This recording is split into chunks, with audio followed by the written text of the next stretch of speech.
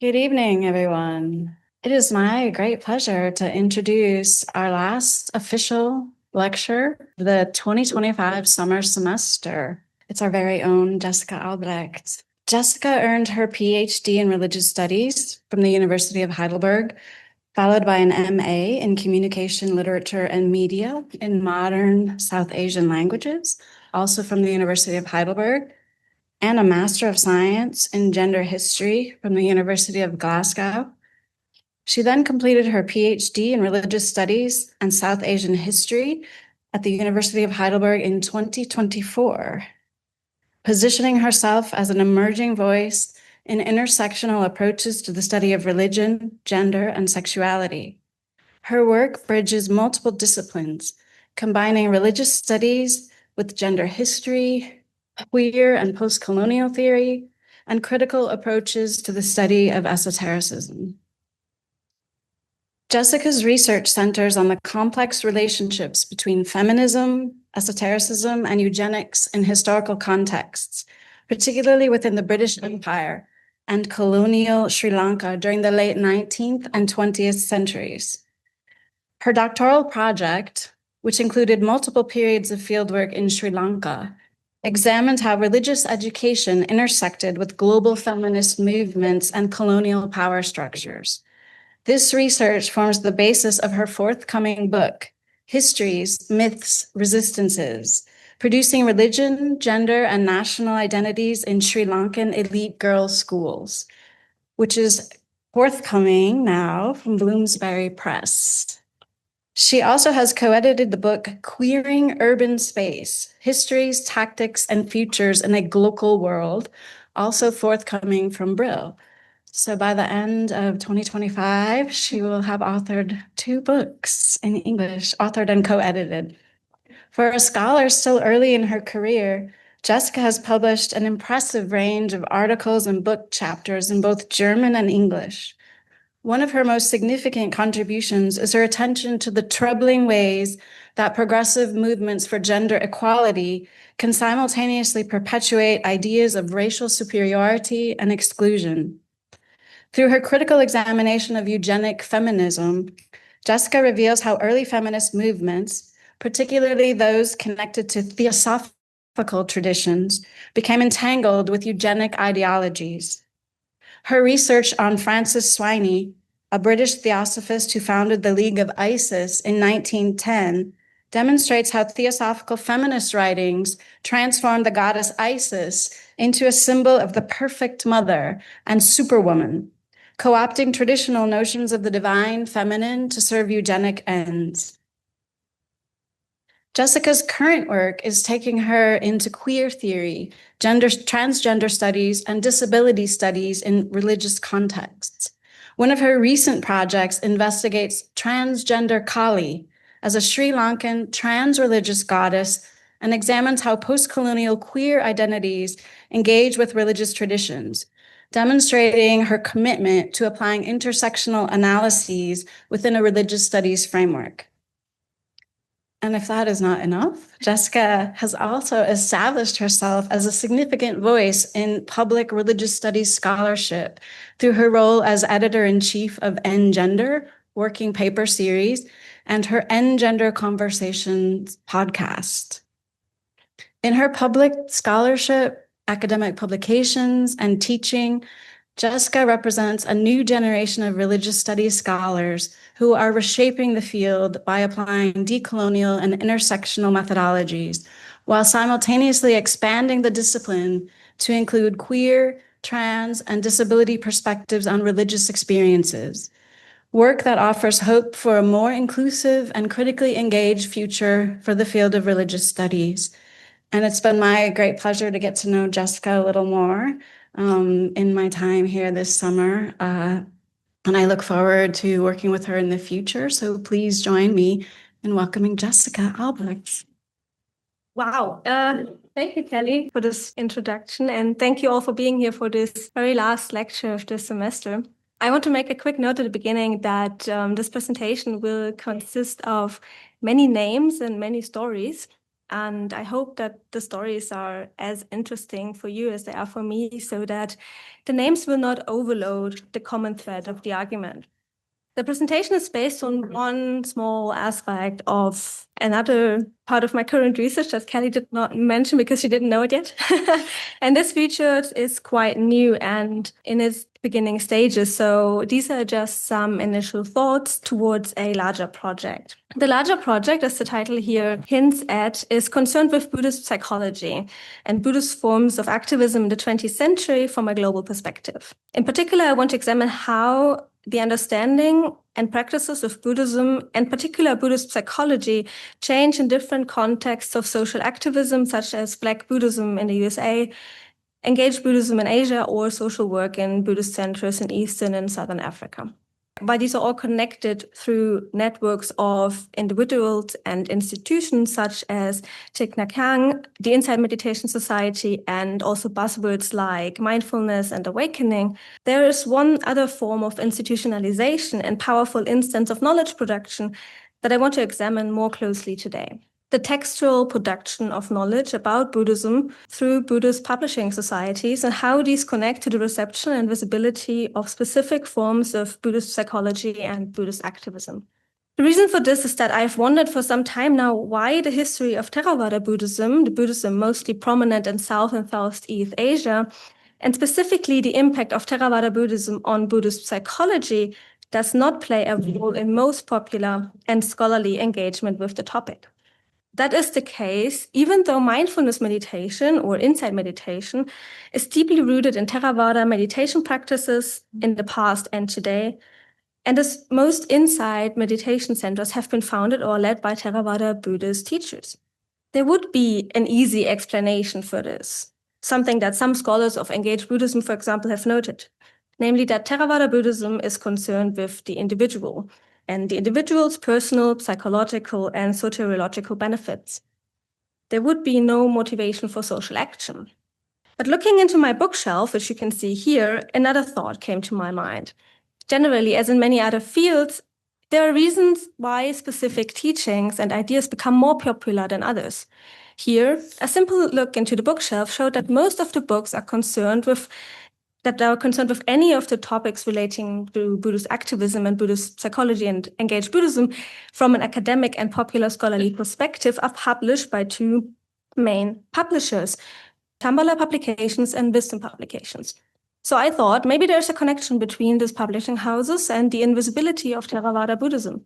And to give a spoiler, yes, there is. And even more interestingly, it also has something to do with esotericism. Let me start with Shambhala Publication. The society is based in Boulder in Colorado.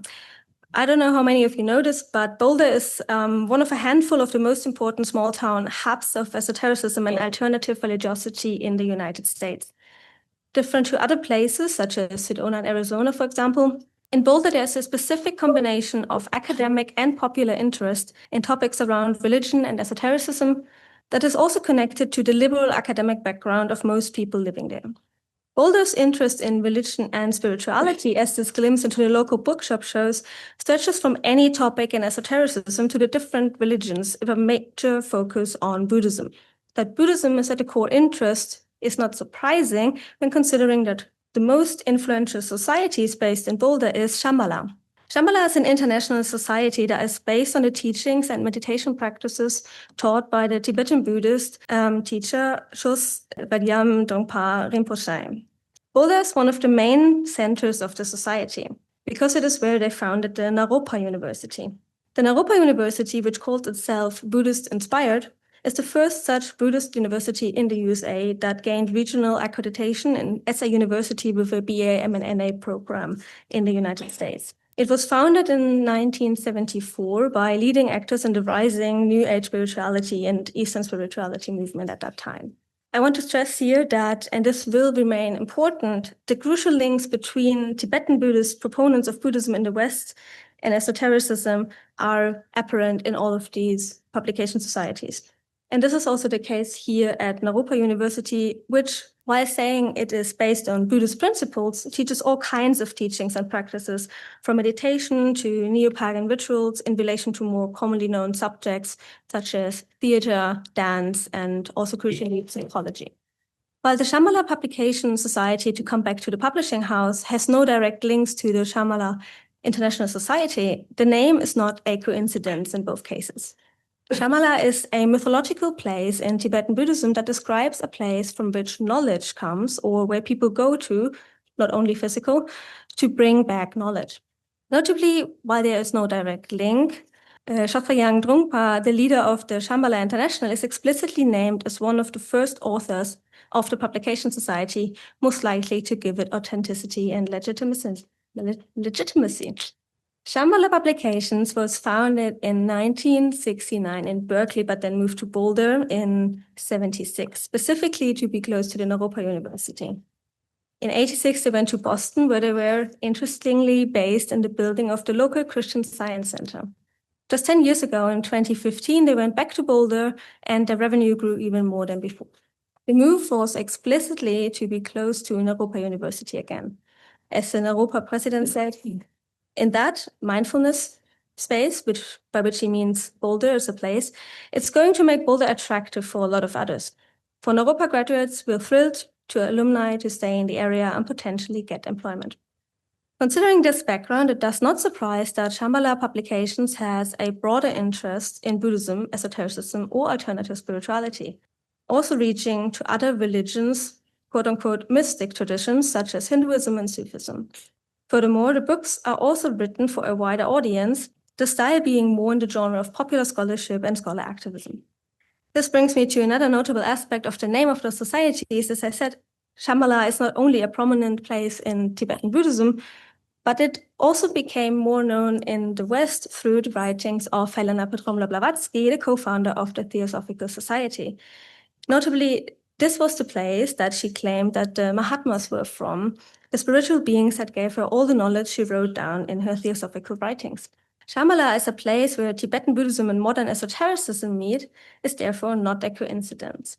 Let me now come to wisdom publications, which in light of the translation of Shambhala as the place where knowledge comes from is basically the very similar name. And both of them also draw on this idea of Buddhist knowledge in transmission.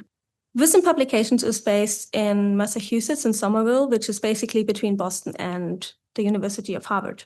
It is also an area with a more general interest in alternative religions and spiritualities, but most of the publishers there have strong connections to Harvard University, and so does Wisdom Publications. Consequently, the books published here have a more explicit focus on writing for a recognized scholarly audience, and therefore write within that genre. Nevertheless, the focus is also on engaged Buddhism, on meditation, and on mindfulness. The history of this publishing house also brings us back to the 1970s. In 1975, the so-called Foundation for the Preservation of Mahayana Tradition was founded by two Tibetan Buddhist teachers to transmit the knowledge of Mahayana and specifically Tibetan Buddhism to Western students in Nepal. It quickly grew and first founded the Wisdom Publication Society in London and then moved to Boston in the 1980s.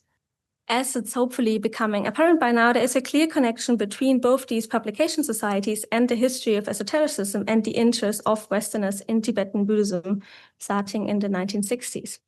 So for me, the question arose, why is there no similar publication society for Theravada Buddhism? Or is there? To make it short, there's no comparable publication society with such a global impact for Theravada Buddhism.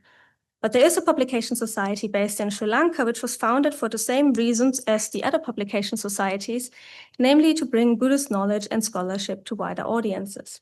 It was founded in Kandy, in the center of Sri Lanka, in 1958 by the German Buddhist monk Nyanaponika Thera, who was one of the main instigators of the revival of the forest monks in Sri Lanka and who also produced a lot of textual-based scholarship on Theravada Buddhism and on Theravada Buddhist meditation practices. Notably, his most famous pupil, Bhikkhu Bodhi, who was an US American, then later led this publication society. And once he came back to the USA in the 2000s, he started to publish many of his works with the Wisdom Publication Society, specifically to make these Theravada works more widely known in the West. At this stage, we might ask the question, why is there such a separation between Theravada publications and these Tibetan publishing societies? One reason, as I have already said, is definitely the impact of the Dalai Lama on the perception of Buddhism and Western spirituality since the 1960s that is directly connected to the success and the networks of Shambhala and wisdom publications. But maybe, if we go back a little bit more in time, we can see that there is a prehistory to all of this. A history that explains the differentiation between Theravada as a textual practice and Tibetan Buddhism or other tantric forms of Buddhism as a meditational practice. And this is a separation that does obviously not hold up in reality, but that continues to influence the perception of both traditions and their representations in institutions like these publishing houses. So to explain this, we need to go back to the end of the 19th century. It is there that I would argue Buddhist psychology was established as this thing called Buddhist psychology through dealing with text, specifically through translations and disseminations of texts. It is this focus on the textual basis of Buddhism that made the study of Theravada Buddhism important for Buddhist psychology, while at the same time it became more and more invisible in the actual practices of Buddhist psychology, and then later engaged Buddhism, which focused more on the Tantric Buddhism and the connections to esotericism. Since the first scholarly engagements with Buddhist texts, there was a favorization of Theravada texts and the study of them, precisely because of their presumed authenticity as being the oldest available sources of Buddhist scriptures that could tell also something about the first centuries of Buddhism in India. This favorization was particularly evident in the Pali Text Society. The society heavily influenced most of the Pali scholarship that came after it, simply just through producing so many translations and annotations of Theravada scriptures, and also the still authoritative Pali dictionaries. The second president and the wife of the first president of the Pali Text Society was Caroline Rhys Davids. Her husband, Thomas William Rhys Davids, had studied Pali while being on civil service in Sri Lanka in the 1870s. He studied directly under the emerging scholar monks of the time who were engaged in the Buddhist revival movement in Sri Lanka and who founded also Buddhist universities and schools. Caroline Rhys Davids, on the other hand, only started to immerse herself in Buddhist texts after she was being told that Buddhism has the two elements that she was most interested in, namely psychology and strong, independent women. Caroline Rhys Davids, who was a feminist and a student of political economy and psychology at University College London, thus began to publish almost exclusively on those two topics, psychology and women in Buddhism. However, only the psychology part of her work became influential and reached a wider scholarly and later also popular audience. We will come to her understanding of emancipation and Buddhism at the end of this presentation, but for now I will stay with Buddhist psychology. Crucially, it was her who established the connection between Buddhism and psychology, or rather, made it possible to think of Buddhism as a psychology. That was because she specifically translated the Pali texts by using language of psychology available at the time. She also gave her translations titles like these that explicitly mark Buddhism as psychology. One of the most influential translations is likely this one. Her husband and she translated the Pali word sati as mindfulness, a word everyone knows by now. For them, it was one of the capacities of the psyche and had to be developed through Buddhist practice. In other words, the study of the psyche or psychology. For Rhys Davids, understanding the oldest Buddhist scriptures, the Theravada Pali texts, was to enhance the contemporary Western psychological research that, according to her, had reached an impasse. But the effects of this translation process were significant. Translating Buddhism as a psychology was to equate Buddhism with science and not with religion. This perspective on Buddhism not only influenced South and Southeast Asian Buddhists to use these English translations, and also the equation thus drawn between Buddhism and science to make Buddhism look like a superior to religion in comparison to other religions, but also for making themselves heard in a global context. But apart from these, it also influenced people like William James, the possibly most prominent proponent of the psychology of religion, who used specifically the translations by Caroline Rhys Davids for his writings on Buddhism. The focus on the old and the authentic, and thus the written texts, is also why both Rhys Davids opposed all forms of Buddhism that were active in the present because they were quote-unquote superstitious or simply religious. Crucially, this is also the reason why they were not interested in studying other Buddhist traditions, and particularly not the Tibetan tantric versions. Their disinterest in Tibetan Buddhism was the main reason for discrediting the Theosophical Society. While they were not against Theosophical teachings because of their relation to the occult or to the esoteric, their discreditation went further than just a mere differentiation between Tibetan and Theravada. It also concerned the scholarly depth and knowledge in languages and scriptures. However, even at the time of Rhys Davids, in the early decades of the 20th century, the divide between specific forms of knowledge was already powerful. This becomes apparent in the figure of Caroline Rhys Davids herself. After her son had died in 1918 and her husband in 1922, she started to become more actively interested in theosophy and spiritualism to be able to cope with both these losses. As a result, however, all of the scholarship she produced after that time was discredited and seen as not academic, even though her interpretations of Buddhist psychology did not change that much. This discreditation, however, was very much grounded in power structures. At that time, when women did not have a place in academia, Rhys Davids had a very precarious position that was linked to her husband. After his death, she was viewed through a very different lens. Furthermore, even though the Pali Text Society had collaborated with many local South and Southeast Asian Buddhists for decades, some of them even members of the Theosophical Society, none of this led even to questioning the scholarly accuracy of the Pali Text Society's works. And I would argue that was because the involvement of those non-Westerners remained invisible to those judging from the outside.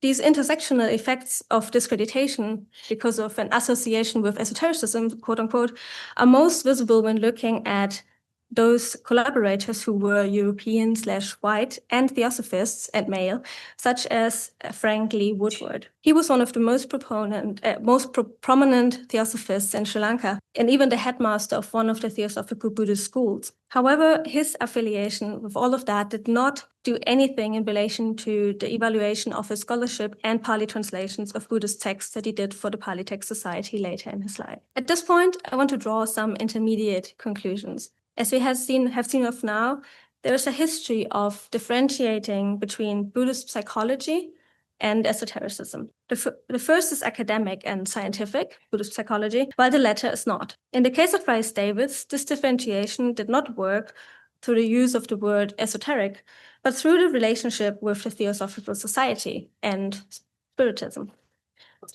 Precisely those historical contexts we, in the study of esotericism, would now call esotericism. However, the differentiation and devaluation of esotericism was not restricted to this aspect. As seen with the Rhys Davids' devaluation of Tibetan and Tantric Buddhism, there was already a connection between the teachings of the Theosophical Society and that specific form of Buddhism.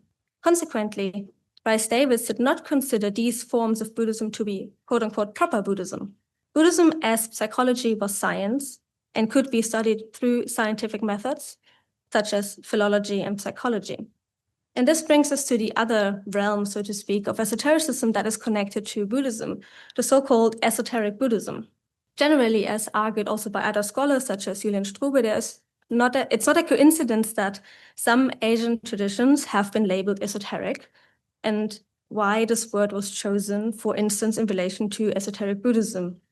What is most important for my argument here are two of these reasons. The first is that many tantric traditions, no matter whether Hindu or Buddhist or other, have been labeled esoteric in the 19th century.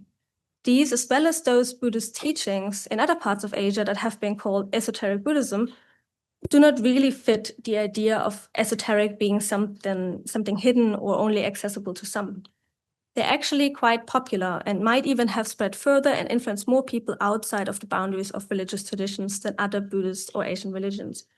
So they're not quote-unquote esoteric because they are hidden, but they are esoteric because they are hidden to scholarship that is based on textual studies. In other words, they are esoteric because they are practices. I want to illustrate this with the following case study. This book here, which is called Esoteric Theravada, has been published in 2020 by Kate Crosby at Shambhala Publications, no less. Crosby is a renowned scholar of Theravada Buddhism, mainly focusing on Sri Lanka and Thailand. The tradition she calls here esoteric, and this book is a tradition based on meditation and practice in Theravada Buddhism.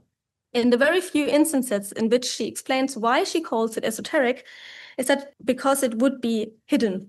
But this hiddenness is only in relation to the scholars who produce knowledge about it, because she says this hiddenness is connected to why it was excluded from Orientalist scholarship precisely because it was a form of practical knowledge that is not, or at least not mainly or solely, transmitted through text.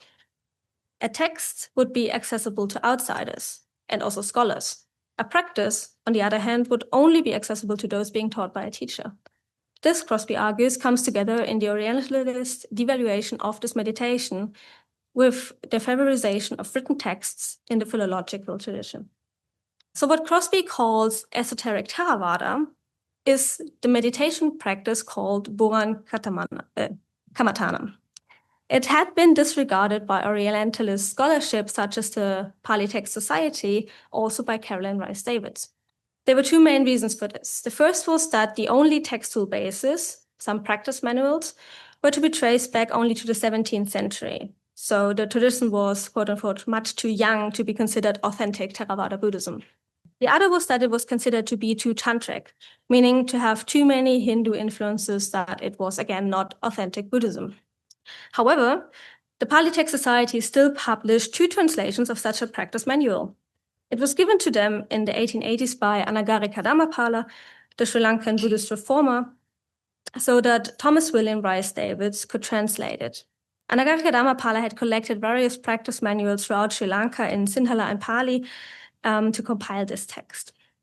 The first edition was published in 1896 by Thomas William under the title The Yoga-Vachara Manual, or Indian Mysticism as Practiced by Buddhists. Yoga-Vachara basically only means the one who practices yoga. In the Buddhist context, that meant meditation and breathing techniques.